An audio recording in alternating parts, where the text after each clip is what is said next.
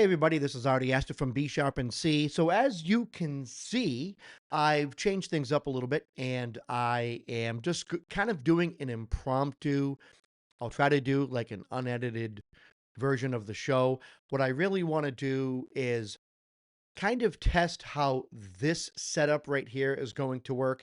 I brought my MIDI controller that I had behind me over to here. I've made some changes with the room, and I'm just trying to see if I can somehow um, do an episode while using the piano. I have everything kind of running through a phantom channel that I created. I created essentially a virtual channel that goes through the system and connects and talks to or communicates with the other monitor that I have, my um, uh, interface, and also my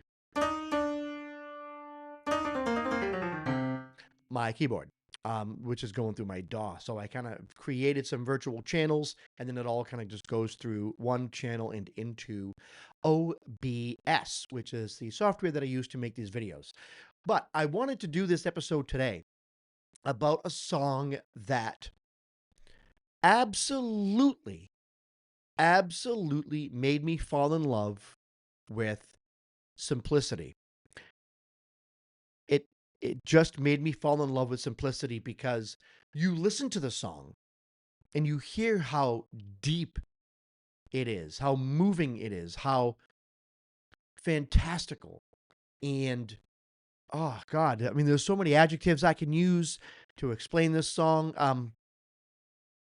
You hear the song and you think the first thing I think of when I hear this song is it's mystical, it's mystifying, it's dreamy and deep and weird all at the same time, but it's also just plain old awesome.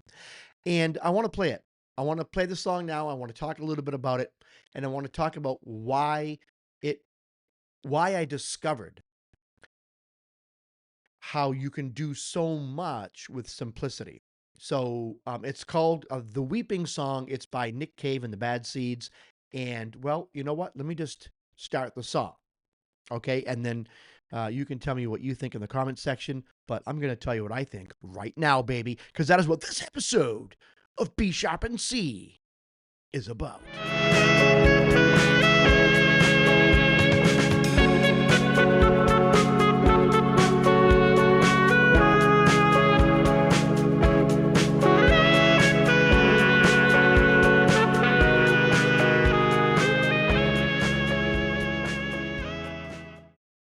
Okay, without any further ado,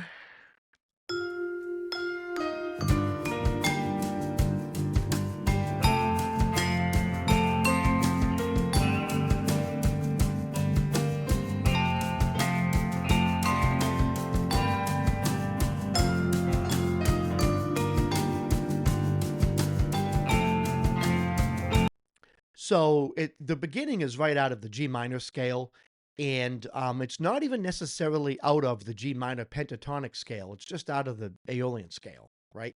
And it's kind of it's kind of notes based out of the G minor 7 chord.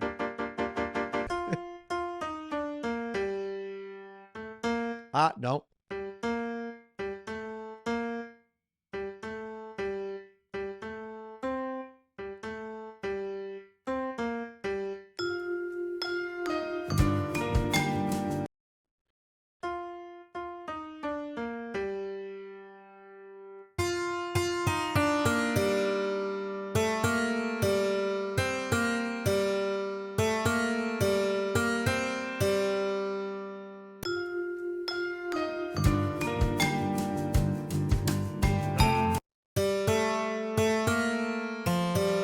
It's funny that that actually takes me that long to figure it out, but I really love the way it sounds. And, you know, a part of me thinks that that's so special because it is so simple. And it's things like that that stick in our minds. And I know that I did an episode a little while ago about The Edge, and he was talking about how being a virtuoso guitar player and going nuts and being super skilled and doing all these crazy things is kind of boring in the end. Um, that was an episode of You Tell Me that I did, and I don't fully agree with that. So I'm just going to come out now and say that I don't fully agree with that because I do believe that when someone has the ability to play their instrument at an extremely high level and they do it in a very measured way, they do it in a nice way, then the audience can take it in and enjoy it. It's not the show isn't about them necessarily. It's about the music, but when someone can play an instrument well, it's good. However, usually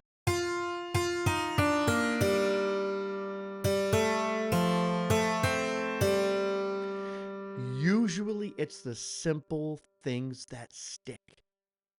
I don't know, but anyways, let's go back to this song. And when I say simple, I mean simple, and I'll tell you why.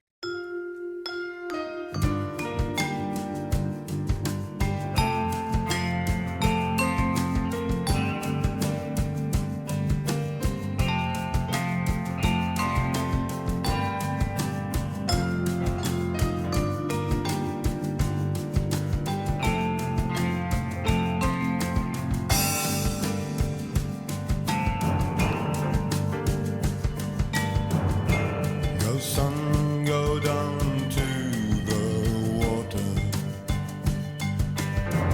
and see the women weeping there. And then go up into the mountain.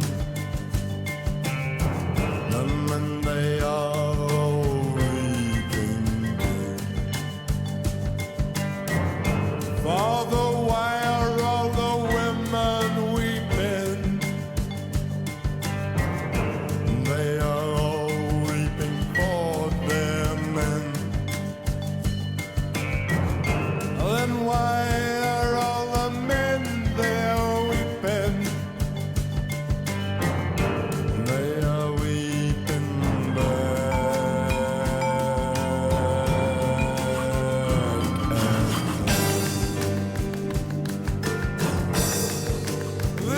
All right, so I have to stop it real quick because I need to say that the song has essentially two chords. Now, there's a part here where they do the chorus where it's like, "This is the weeping song," right? And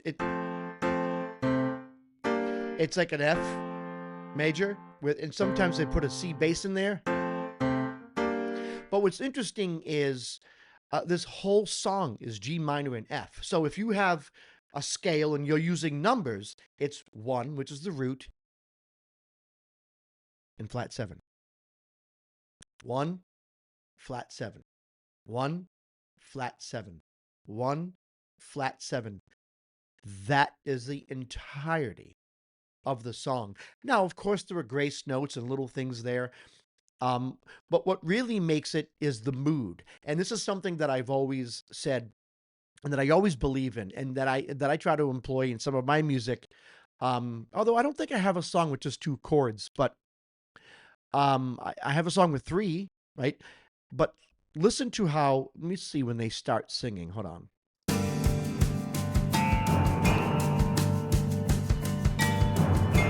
Go sun, go down to. I don't know what that is. It's some sound in the background that's kind of like it could be a guitar, could be some type of synthesizer, but it's kind of like a whirring sound in the background. Go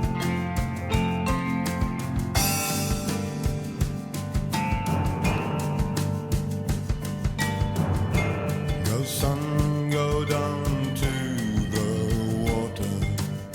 And it just slightly changes with the song. And see the women weeping there. And then Now I was adding the flat 7 in the root on my own because it just sounds good there. But it's just so dreamy and so mystical.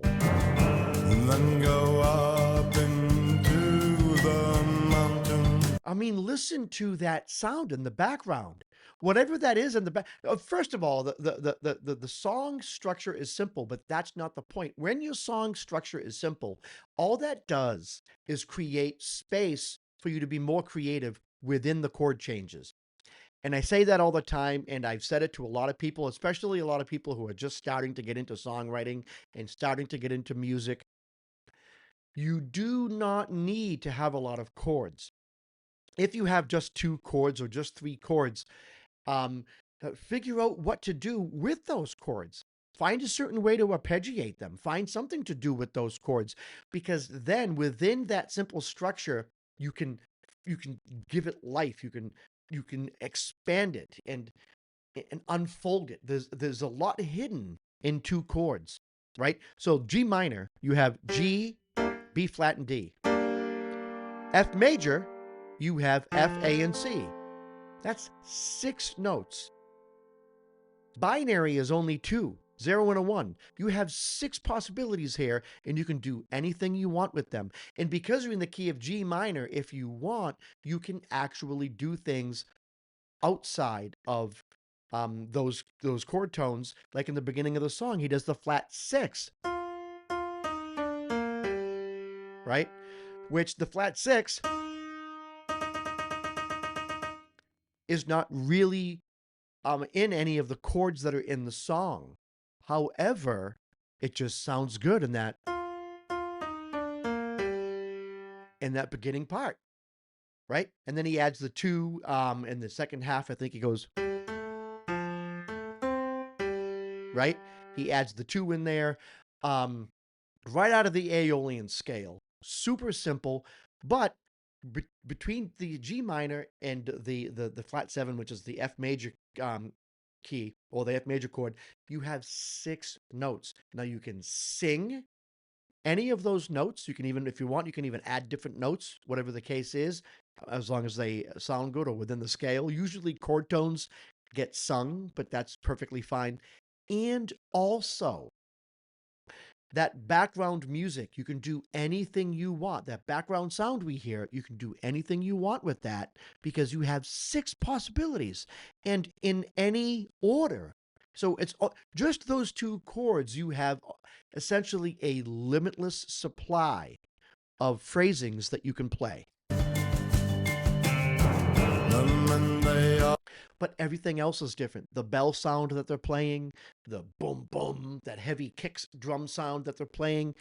It's just so much creativity within 2 simple chords. Simplicity. Simplicity.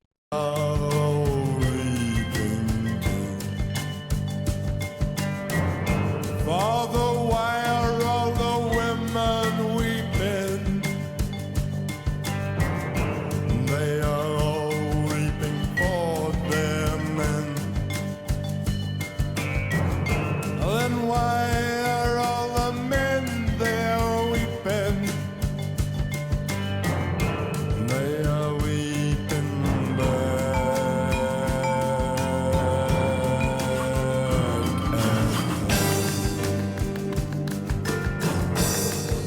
This is a weeping song.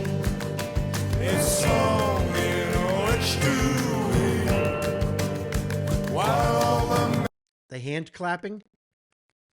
It doesn't take a lot to create a good song. It takes work, creativity, but time and thought as well. You don't need to know a whole lot of theory. You really don't. men and women sleep. All that being said, Nick Cave is kind of a songwriting genius. So I just want to get that out there. I'm not saying that what he did anyone could have done. What I'm saying is you can take something simple and make something beautiful and magical out of it, which is what he did in this song. This is a weeping song, but I won't be weeping long. I mean, you get the deeper voice. His, backup singer there, or I should say his other vocalist, is singing like a whole octave lower.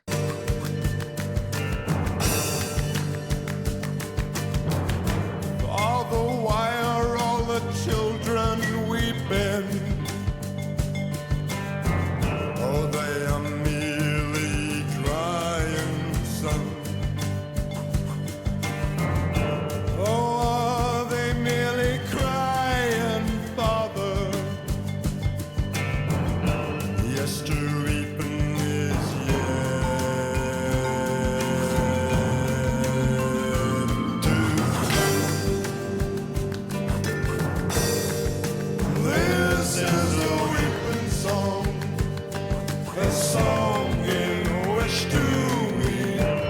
You can hear the hand clapping. Hand clapping. while all the little children sing. This is a weeping song, but I won't. By the way, the hand clapping is like double tracked, so you can hear the hand clapping in the left ear and hear the hand clapping in the right ear, and you can tell it's not just one track that was split. You can tell it's two different tracks because it's slightly off, right? Slightly off. You're never going to do a track in one ear and then record a track in the right ear, and then no one's going to be able to tell the difference. Now, that happens when you take one track, you copy it and paste it, and then split them, and you have one track on the left and one on the right. Then you can't tell you have two tracks. It all sounds like one track. Go up the middle, right? But if you actually record two tracks, you're going to hear it.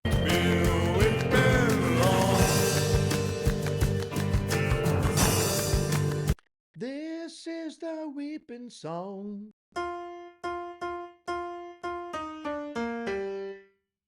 The beginning of the chorus is the hook in the beginning. This is the weeping song. Oh, Father, tell me, are you weeping? Your face, it seems wet to touch. Oh, then I'm so sorry, Father. My God, this is just so amazing. I'm sorry. This is amazing. I never thought. This is the verse. It's a third verse made to sound like a bridge because there's less background music. Brilliant. Brilliant. And I wouldn't doubt it if Nick Cave sat down and said, I'm going to write a song with two chords and I'm going to get the most out of it that I can with these two chords, which is what he is essentially doing. What I heard, yes, so much. This is a weeping song, a song in which to weep while we rock ourselves to sleep.